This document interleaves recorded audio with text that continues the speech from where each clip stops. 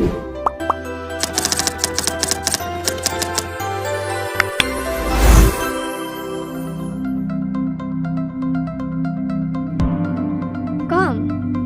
join us in exploring into the world of persons with disability.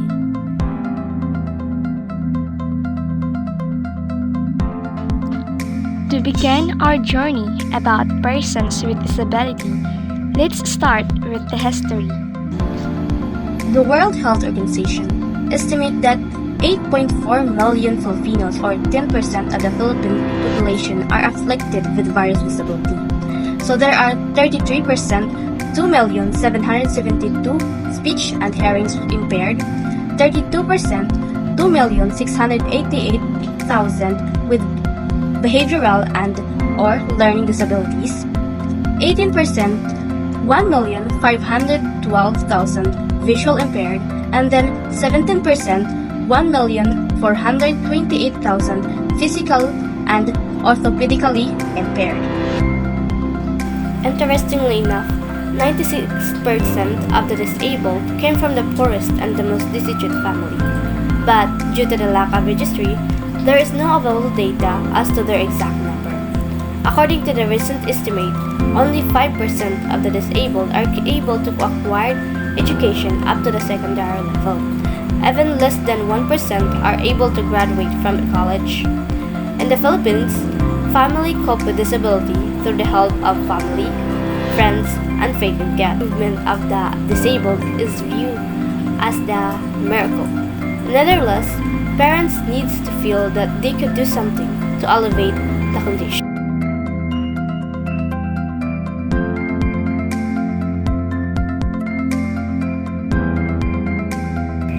It was only 1949 when Filipinos began to be aware of disability. With this, the PFRD was organized and registered with the SEC on February 10, 1950. PFRD virtually launched the rehabilitation movement in the Philippines and provided a forum for the coordination of rehab activities nationwide. It becomes the first local organization to be admitted as affiliate members of Rehabilitation International, a federation of organizations in more than 80 countries worldwide. So, PFRD also has the distinction of being the oldest non-governmental organization that has worked for the last 67 years to address the needs of the disabled. Let's proceed to the definitions, dimensions, and types of disability. So what is disability? A disability is any condition of the body or mind that makes it more difficult for the person with the condition to do certain activities and interact with the world around them. There are actually different types of disability. It's either a physical or mental impairment that substantially limits one or more psychological or physiological or anatomical functions of an individual or activities of such individual. Some of the disabilities that people experience can be easily or hard to detect for a specific time. Who are the PWDs? Disabled persons are those people who are suffering from restriction or different abilities as a result of a mental, physical, or sensory impairment to perform an activity in the manner or within the range of considered normal for a human being. Or a person with a physical, mental, or sensory impairment that hinders them from living a normal lifestyle is classified as a PWD. And a diverse group of people with a wide range of needs. So now let's move on to the three dimensions of disability. According to the World Health Organization, disability has three dimensions, which are impairment, activity limitation, and participation restriction. Let's focus first on the impairment. Impairment in a person's body structure and function or mental functioning. Examples of impairment includes loss of limb, loss of vision, or memory loss. In other words, it refers to the abnormality or problem within a person's body. For example, visual impairment like total blindness, and hearing impairment or deafness, speech impairment, or like being mute. Activity limitation in the execution of tasks or actions by an individual, such as difficulty in seeing, hearing, walking, or problem solving. Due to the impairment that a person has, it leads people to have difficulties in executing a certain task in their everyday life. Like for example, if a person lost some part of his body, let's say his feet, he might find it challenging to work and move around. So the last one is the participation restriction. Participation restriction of a person's involvement in life situation like in normal daily activities, such as working, engaging in social and recreational activities, and obtaining healthcare and preventive services. So what are the common types of disability? It includes vision impairment, hearing impairment, communication disorder, mental disability, and physical disability. So what is vision impairment? It is defined as a limitation of one or more functions of the eye or visual system. This can range from the mild vision impairment to total blindness. So some people have congenital vision impairment, which is present from birth, whereas others have degenerative eye condition that can lead to blindness or one acquired through trauma or because of old age. So the second type of disability is hearing impairment. It occurs when there is a problem with one or more parts of the ears, the nerves coming from the ears or the part of the brain that controls the hearing. So hearing impairment, hearing loss, or deafness refers to the partial or total inability to hear speech and sounds. This type of impairment can range from mild to severe and can affect anyone at any age. So the third type of disability is the communication disorders. It begins early in life and may produce lifelong functional impairments. It includes problems related to speech, language, and other group of conditions that significantly impact an individual's ability to communicate effectively with others. Like for example, a child has a hard time in expressing words clearly past a certain age. So there are actually two types of disorders. The first one is those that affect speech, which we also call the speech disorders. It usually means that a person is experiencing some difficulties and challenges related to producing certain sounds, stuttering, and being unable to pronounce properly. So the second type of communication disorder are those that affect language or the language disorders.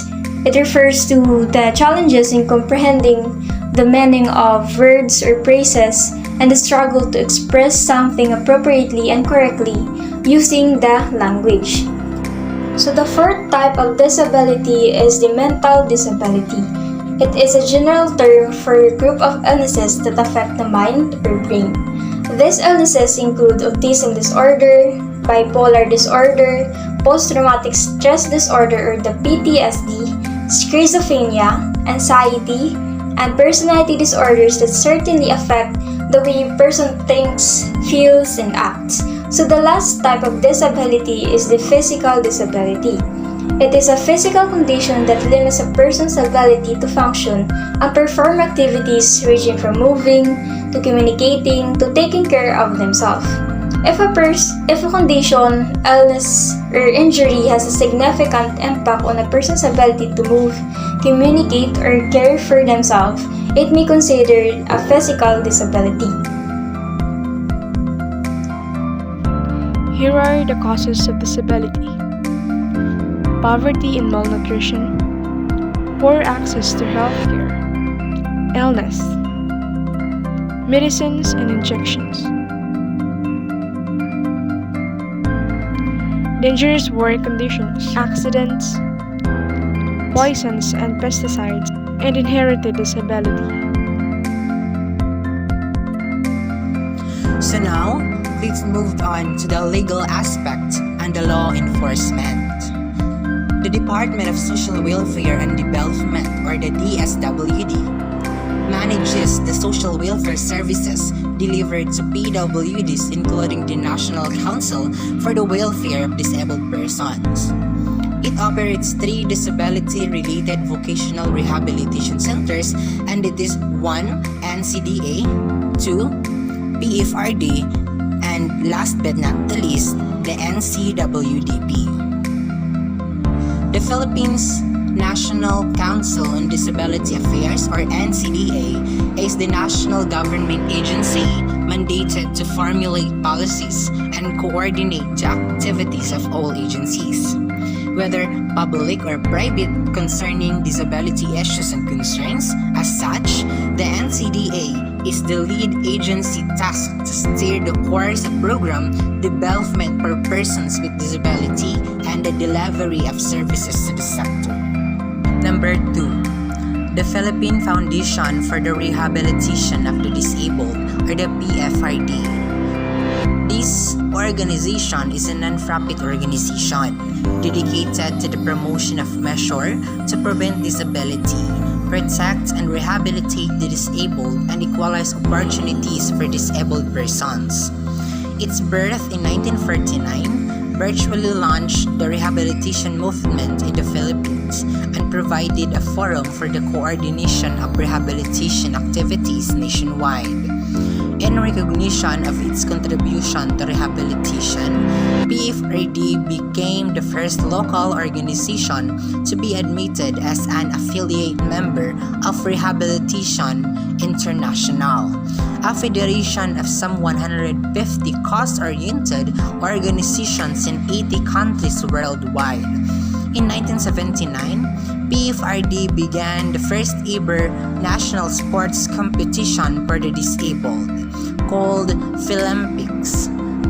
This project integrated sports into the therapeutic, recreational, psychological, and social approaches to rehabilitation. Last but not the least, the National Council for the Welfare of Disabled Persons, or the NCWDP. This provides policy leadership and coordination in disability issues and concerns, provides support and creates opportunities for capability building programs for people with disabilities, their families and communities, advocates for a right-based approach in helping PWDs, and informs the public about disability concerns, monitors and evaluates programs projects for PWDs, conducts research and studies on disability concerns, maintains a data bank and referral system, provides a technical assistance to heads of the government departments on the concerns, views and needs of the PWDs, and establish international linkages for resource generation and exchange of information and expertise. So now let's move on to the law enforcement. Executive Order Number 417, directing the implementation of the Economic Independence Program for persons with disabilities, or PWDs. All national government agencies, including government-owned and controlled corporations, are enjoined to support and cooperate in implementation of the Economic Independence Program for PWDs. Republic Act 6759, or known as White Cane Act. It is declared to be the policy of the state to promote and protect the physical, moral, and social well-being of all handicapped persons, such as the blind, and to undertake studies on specific causes of the high percentage of blind people in the Philippines. Next, Republic Act 7277, an act providing for the rehabilitation, self-development, and self-reliance of disabled person and their integration into the mainstream of the society and for other purposes. Magna Carta for Disabled Persons, 1992, Republic Act Number 7277. This act provides the rehabilitation, self-development and self-reliance of disabled persons and their integration into the mainstream of the society. Title 2 centers on employment, education, healthcare, social services, telecommunications, buildings and transportations, and political and civil rights. Title 3 prohibits discrimination against disabled persons in employment, transportation, and in public accommodations and services.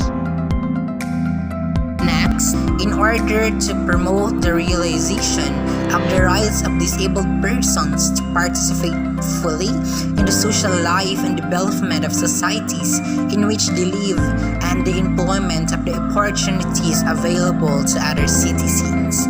No license or permit for the constructions, repair or renovation of public and private buildings for public use. Republic Act Number 10524, an act expanding the positions reserved for persons with disability, amending for the purpose Republic Act Number 7277 as amended, otherwise known as the Magna Carta for persons with disability. Equal opportunity for employment. No person with disability shall be denied access to opportunities for suitable employment.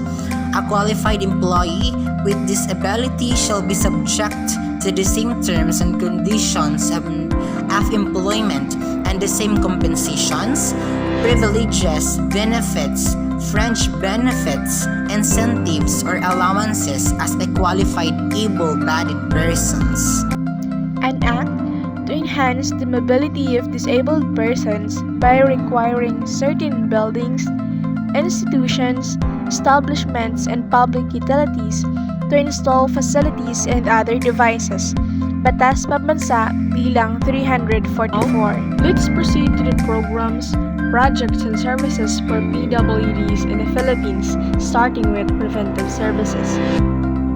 Restorative services, rehabilitative services, the Early Childhood Development Program or ECD, vocational rehabilitation training centers, training and employment support services, access to information communication technology, alternative family support service, group home service, tawag or tuloy aral walang sagabal for children with disabilities, family counseling services, parent effectiveness service or PES, empowerment and reaffirmation of parental abilities for PWD fathers, referral services, and aftercare and follow-up services.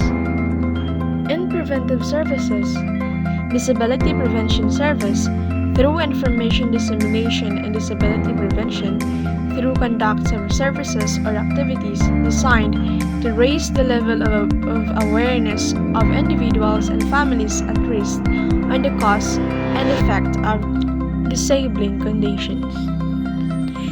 In restorative services, assistance to physical restoration services, a service designed to help PWDs who lack financial resources to attain maximum improvements to their physical residual capacities to facilitate integration to family and community life through provision of assistive devices, referral for medical intervention like surgery for cataract patients, provision of counseling services, mobilizing of community resources is either DOH, NGOs, and many others. For the rehabilitative services, we have heard the self and social enhancement services, which is the counseling, orientation, and mobility training for the visually impaired, sign language or survival communication skills for the hearing impaired, daily living capabilities training to participate fully in the family and community life. And the self and social enhancement also provides the following: convention for PWDs, participation to skills enhancement training, seminars, group dynamic activities, and etc. Membership to self-help group of PWDs, membership to organization of women with disabilities, participation to socialization and recreational physical fitness and sports activities, and participation to competitions to Olympics of work skills abilities of PWDs. The Early Childhood Development Program, or ECD, it is jointly funded by the government, the World Bank, and the ADB. The project was implemented in 5 years, which ended in 2003. The project is implemented by 3 agencies, namely DSWD, DOH, and DACS. The DSWD is the lead agency for the implementation and is responsible for overall project management. Vocational Rehabilitation Training Centers. The DSWD provides training and employment to the sectors through its national vocational rehabilitation centers, which are located throughout the country, along providing rehabilitation shelters, workshops on various parts of the country. According to the ADB, a total of 2,587 PWDs were trained by their facilities as of 2000. The Integrated Community Health Service Program. The Department of Health, or DOH, has implemented an Integrated Community Health Service Program for the prevention of disabilities and management of special hospitals. It also operates the Collaboration Center for Disability Prevention, Treatment, and Rehabilitation, which provides accessible rehabilitation and other health services to PWDs. The concern for DPTR creates a link between PWDs, the DOH, and other governmental agencies, NGOs, and local governments to work together in promoting the general welfare of PWDs. Now let's proceed to the employment opportunities to trained and qualified PWDs. The Department of Labor and Employment, or DOLE, provides employment opportunities to trained and qualified PWDs in order to adhere its mandate as provided for by Magna Carta legislation, which is to assist in the integration of PWDs in the mainstream of society through training and employment. The DOLE prescribed to a skill map, either National Registry of PWDs and a map skills showing the distribution of PWDs by area, type of disability, age, sex, skills, educational attainment, work experience, and other demographic characteristics, training, and wage employment. Creation of Special Education Council. The Department of Education promotes inclusive education that mainstreams students with disabilities into regular classes.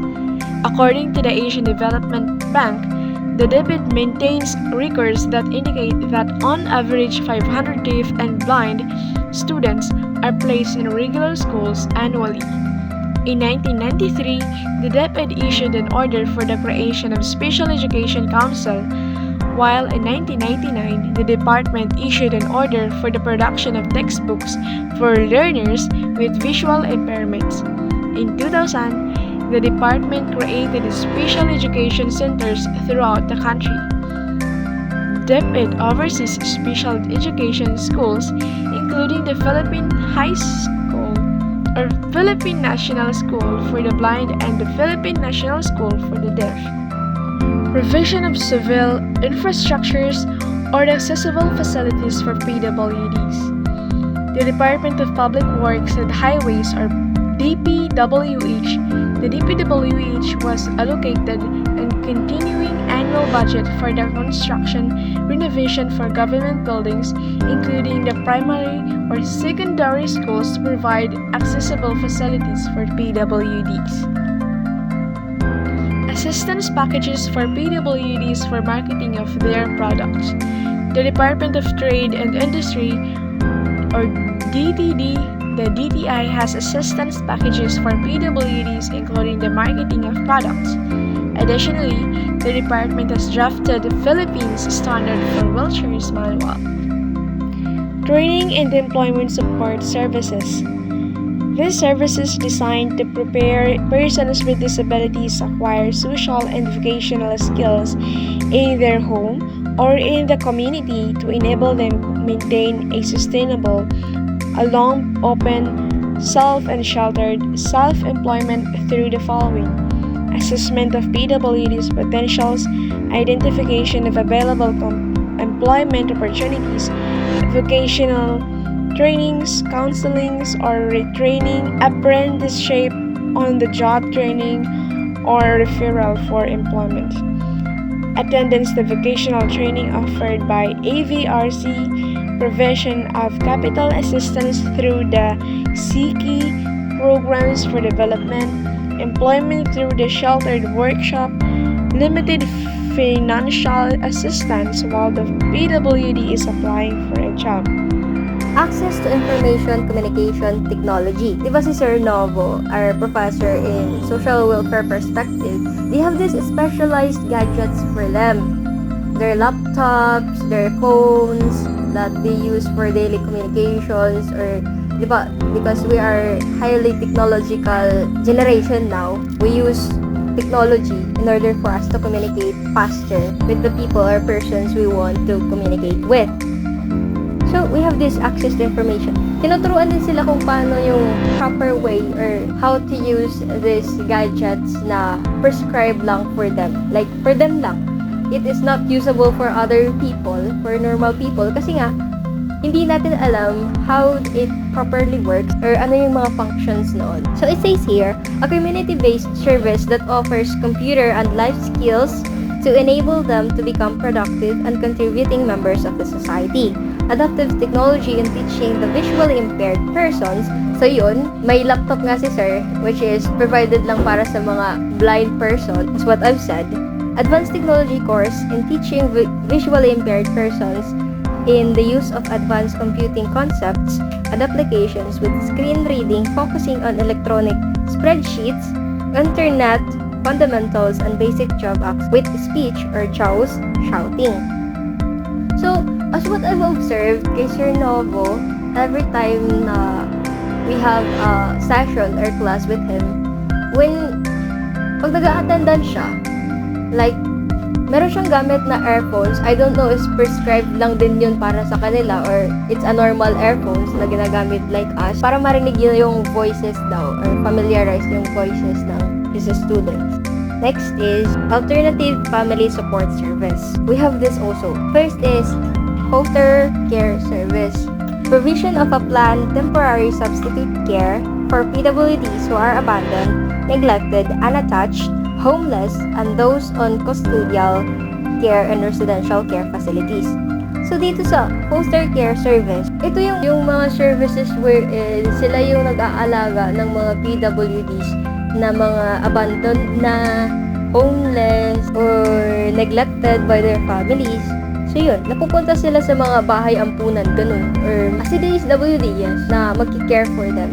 Second is adaptation, a social legal process which enables a child with disability who cannot be reared by his biological parents acquire legal status wherein adoption establishes a parent-child relation resulting in same mutual rights and obligation that exist between children and their biological parents. So dito sa adaptation, those children with disability who can't be tended to by their parents, parang hindi sila nag-warm up, hindi alam ng parents kung paano palakihin ng maayos yung may disability nilang anak. So, nagli-lead siya into adoption. But this adoption, syempre may legal process naman yun. It has the same rights to care for the child like their biological parents. And then, kinship family care. Provision of planned substitute family care to a child on a temporary basis by a relative when his or her biological parents are unable to care for him or her for a certain period of time. So, dito sa kinship family care, dito nag-undergo yung, like, for example, yung parents ng bata nagwo-work for, like, let's say, morning shift. So, bali, yung bata, iaano muna siya sa relatives nila para tignan or alagaan during that time na absent yung, or wala yung parents niya, na nag-work yung parents niya. So, that is kinship family care. Last is legal guardianship. Social legal process providing substitute family care through the appointment of a legal guardian of a child until he or she reaches the age of maturity. So dito, yung rights to raise the child with disability, parang napupunta siya doon sa legal guardian. Yung bata, wala na siyang mga magulang, like abandoned or neglected or like namatay. I mean, most cases, mapupunta siya sa extended family niya, cousins or mga aunties. Doon ma-apply yung legal guardianship wherein papalakihin siya at he or she is at the legal age already. Tsaka na siya bubukod sa pamilya.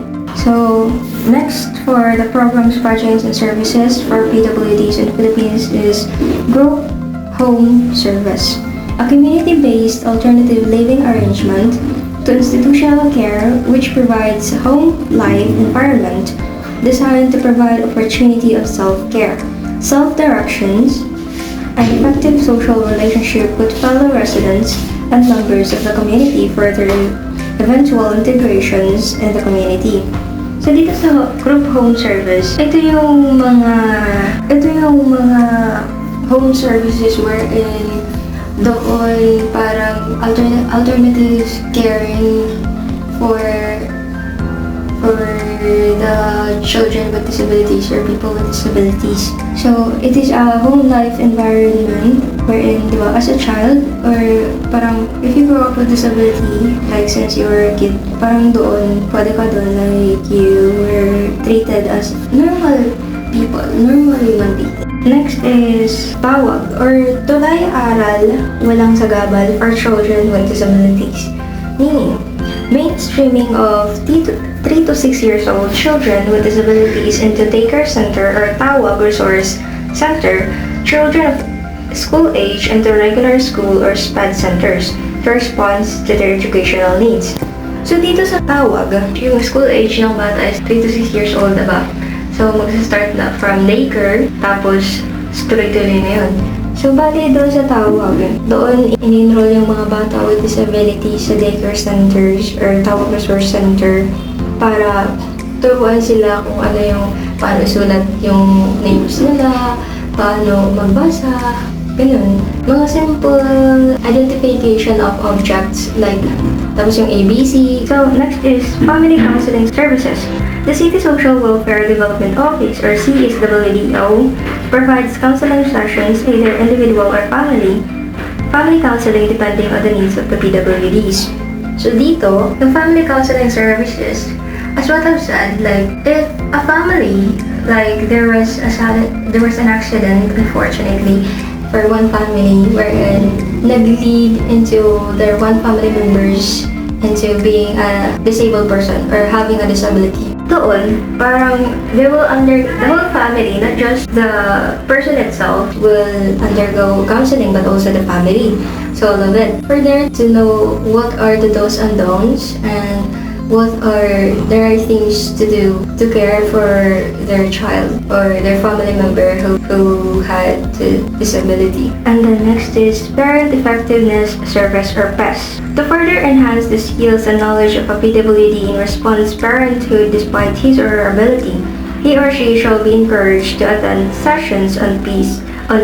Again, as a parent, of course, it is your obligation to care for your child who has a disability.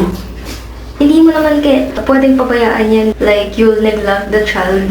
Ikaw naman yung magulang niya, diba? So, kailangan mo mag-attend ng mga sessions kung paano i-handle yung mood swings nila, yung irritations nila. Kailangan mo din silang yung mentality nila. Kailangan din nilang i-care, like kausapin mo, like parang kinakounsel mo din siya. Hayaan mo siyang maglabas ng mga hinanain niya sa'yo. As a parent, kailangan mong malaman kung paano talaga i-handle yung mga mood swings and then yung needs nila. Ano ba yung dapat mong gawin, mga ganyan. Next is empowerment and reaffirmation of parental abilities for PWD fathers. To promote and enhance the attitude, knowledge, and skills of PWD fathers in performing their potential roles and responsibilities and access to support services. So dito, as what I've observed sa like some documentaries that I've watched or videos that is related to PWDs or person with disabilities, yung pinapakita doon, mostly pinapakita is the mother caring for their child. Wala yung, parang kukunti lang ata. Ewan ko kung anong documentary yun or movie na nakita ko na yung father yung nag-care for their children, or with disabled children, I mean. So, dito sa empowerment and reaffirmation of parental abilities for PWD fathers, dito, ina-advocate or ina-educate sila kung paano nila susuportahan yung anak nila na may disability. Kung ano yung dapat yung kanilang role sa pang-araw-araw na buhay, tapos yung responsibilities, ganun pa din naman. Like, you'll be a father to them. You need to shower them with love and affection, support, not just financial support, but also mental support. We're down to referral services. Referral services includes accessing PWDs to other support services and sustenance from government to non-government agencies with related rehabilitation services like physical therapy, occupational therapy, surgical interventions, and accessibility to public transport, business establishments, and non-hazardous environment. So dito sa referral services, as a doctor or parang physicians, after your treatment, after you treat the patient itself, like for example, car accident, so the patient lost his or her leg, or most cases legs, or di kaya nabulag, you refer them to another professionals who is expert in that field, wherein pag physical therapy, surgical intervention, kung sino man, for example, kung hindi mo kaya, you're not a surgeon, like, i-refer mo siya doon sa professional wherein expert sa field na yun. Aftercare and follow-up services, designed to facilitate and sustain integration into family and community life of persons with disabilities who are released from treatment and rehabilitation. So, of course, after niya ng rehabilitation or after niya doon sa mga hospital, like, hindi mo naman yun agad-agad napapabayaan. Kailangan mo pa din naman ng aftercare. Kasi they're still vulnerable. Parang hindi pa sila nakakapag-adjust masyado sa bago nilang pangangatawan or sa bago nilang mentality. So, you need as a family member to care for them still outside of the hospital or the facilities. Finally, let's discuss about the preventions and strategies. Primary prevention. It is the action taken prior to the onset of disability which will remove the possibility that a disability will occur. The measures promoted for the prevention of diseases which cause disabilities include immunization, particularly against polio, rubella, and tuberculosis, prenatal care to ensure the healthy development and delivery of the babies, appropriate nutrition, especially iron, iodine, and vitamin A for mothers and the children, and of course, sanitary measures are essential to prevent eye diseases such as infections and trachoma. Injuries may result from intentional or unintentional acts, and injuries prevention has several aspects. One is education regarding measures which can be taken to prevent acts that causes injuries. The second one is the protection, which uses environmental or technical devices such as seatbelts, helmets, or airbags to prevent injuries. A third aspect is the promotion of safety as part of the general health promotion policies. Secondary prevention, action which halts the progress of the disease or disability at its incipient stage and prevents complications. These specific interventions are early diagnosis and adequate treatment. When diseases or injuries occur, medical interventions are needed in order to prevent impairments such as permanently paralyzed muscles, damaged eyes or ears, or brain dysfunction.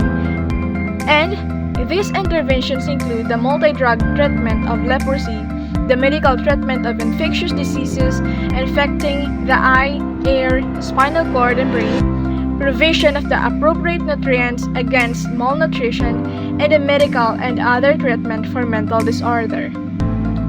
And lastly is the tertiary prevention. All measures available to reduce or limited impairments and disabilities and minimize suffering caused by existing disability. This phase is also called rehabilitation, which includes physical, psychosocial, and vocational measures taken to restore the patients back to normal or near normal condition. When impairments occur, they can be treated in order to prevent or to reduce disabilities such as difficulty in seeing, hearing, or walking. Eyeglasses can reduce, of course, or even eliminate difficulty in seeing. A hearing aid can reduce difficulty in hearing. A leg braces can reduce difficulty in walking. When disabilities occur, measures aimed specifically at the limited functions which a disabled person experiences can also be taken to reduce or to limit the progression of disability. These are the measures commonly referred to as rehabilitation. Stereotyping, stigma, and discrimination are the challenges that people with disability face every day. Much of the disabled community faces exclusion from parts of society other people take for granted. Disability exclusion has stemmed from the belief that having a disability makes you less than. In recent years, the disabled community has also been silenced by the popularized possibility movement that believes the only disability is a bad attitude. Although, in a surface level, this statement sounds encouraging. Both attitudes have the underlying message that it is up to the disabled community to change if they want to be part of society. Furthermore, most disability is acquired through the life course rather than being present from birth or childhood, with the exception of learning disability, which is associated primarily with school years and which poses particular challenges for learning. Disability has multiple and reciprocal aspects or effects in people's social situation. Compared to the total population, people with disabilities are in general twice as likely to have only primary education, not to be at work, or to experience a combination of low income and deprivation of basic necessities. Disability impacts the negativity on people's social relationships and social participation. Older adults with disability are at greatest risk of social isolation, an issue which may worsen the population aging. People with disability experience most difficulty in the home. Outside the home, access difficulties are most common in the public venues, general services, and moving around their local area. The policy challenge for society, service providers, and employers is to adapt to the needs of the people with disabilities, enabling them to maximize their potential and their contribution to public life. This includes in-school supports, innovation job design, assistance with home living, and the improvement in access to public transport and services. And lastly, the social model of disability says that disability is caused by the way society is organized, rather than by a person's impairment of differences. It looks at ways of removing barriers that restricts life choices for disabled people. When barriers are removed, disabled people can be independent and equal in society, with choice and control over their own lives. With this model, more than disability impacts society is the society impacts the disability and people living with more. It is what they say, the biggest barrier for people with disability is how society disables them.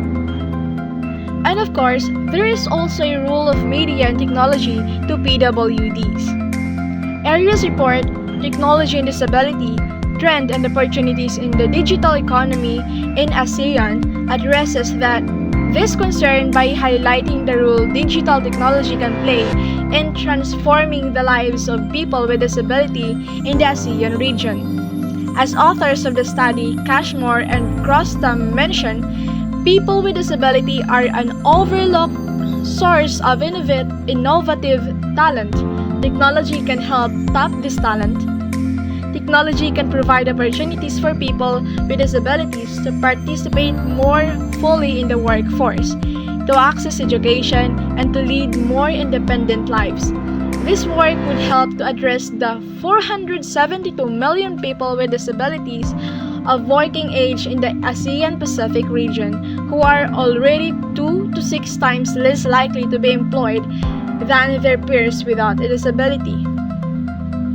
How digital technology can advance inclusion and empowerment of the people with disability.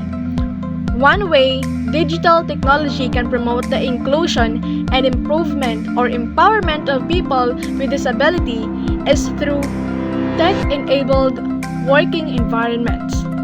These environments can include the provision of assistive technologies and tools to help level playing field and provide accommodations needed to allow people with disability to do their job. This study shared the work of social enterprise in Thailand called STEPS, which is working with IKEA to create a blueprint for office with an IKEA product. This building the belief that accommodations for people with disabilities are more expensive than for those without disabilities. Technology can also create virtual and flexible working environment that allow people with disabilities to work from home or other locations that are more accessible to them.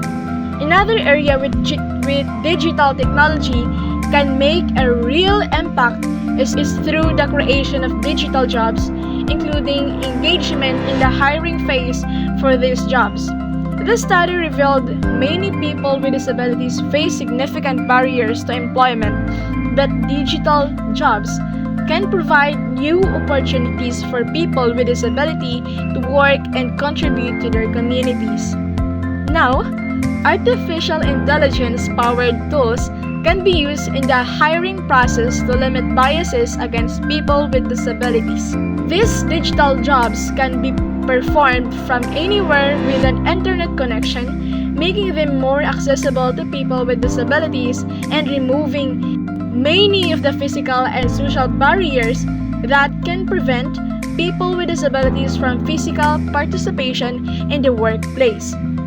And finally, digital technology can play a key role in improving access to education for people with disabilities. With the rise of online and distance learning, people with disabilities are no longer limited to studying in physical classrooms and can access education from anywhere with a reliable internet connection. This can help to break down barriers to education and improve the chances of people with disabilities to achieve their full potential. However, comprehensive and ongoing teacher training to adopt universal learning design and principles such as adapt the curriculum to individual student needs, as well as reliable access to the internet are critical factors that can enable access to online learning for all learners.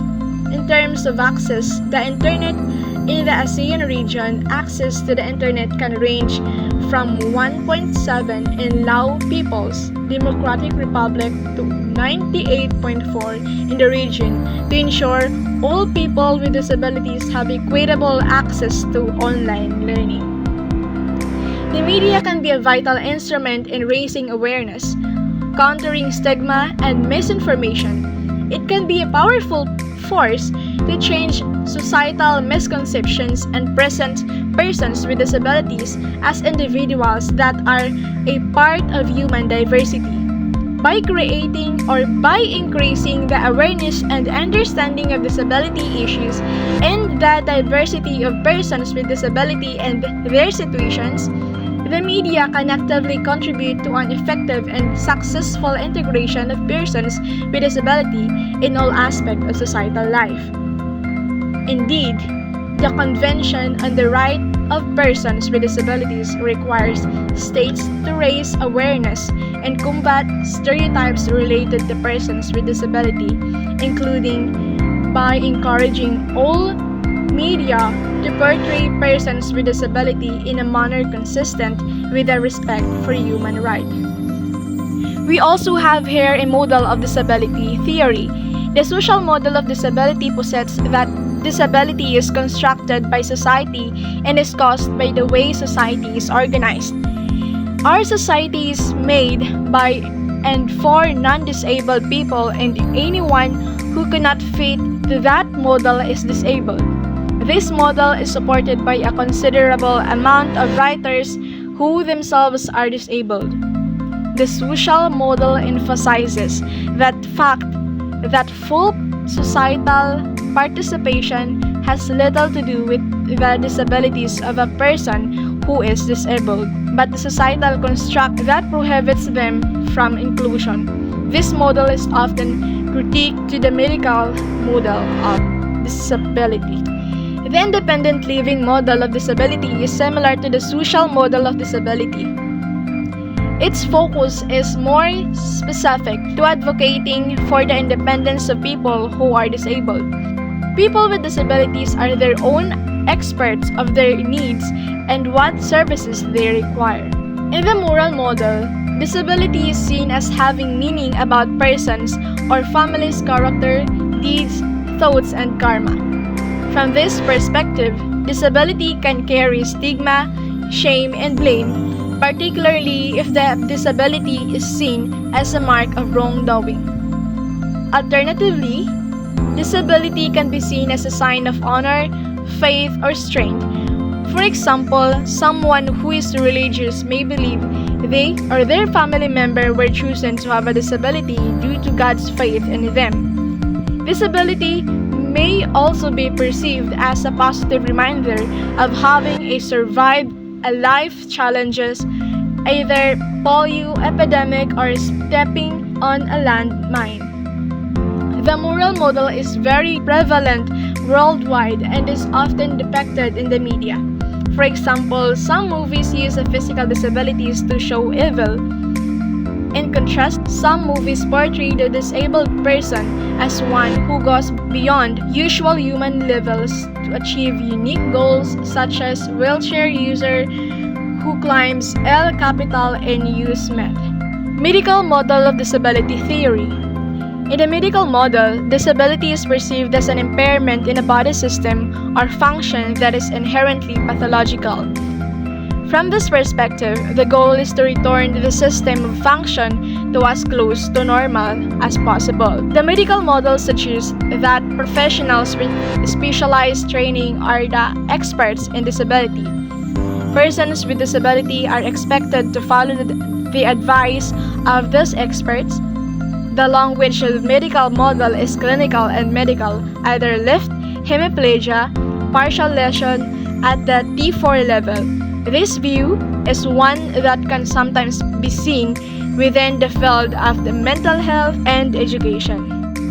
The medical model of disability often is depicted in movies through a plot in which disabled person is depressed and hopeless, but through friendship with an able-bodied person, that disabled person learns to embrace life. A reverse twist in this is the idea that disabled people show able-bodied characters how to be better person.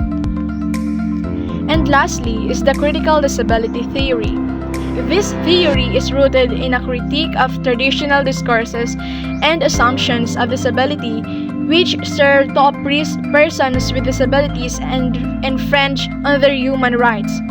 The theory is built upon the argument that disability is not fundamentally a question of medicine or health, nor it is just an issue of sensitivity and compassion. Rather, it is a question of politics and power, or powerlessness, power over, and power to. This perspective challenges able-bodied supremacy, and the oppression that arises from restricting economic and social benefits to persons with disabilities, which are then redistributed as privileges to be negotiated.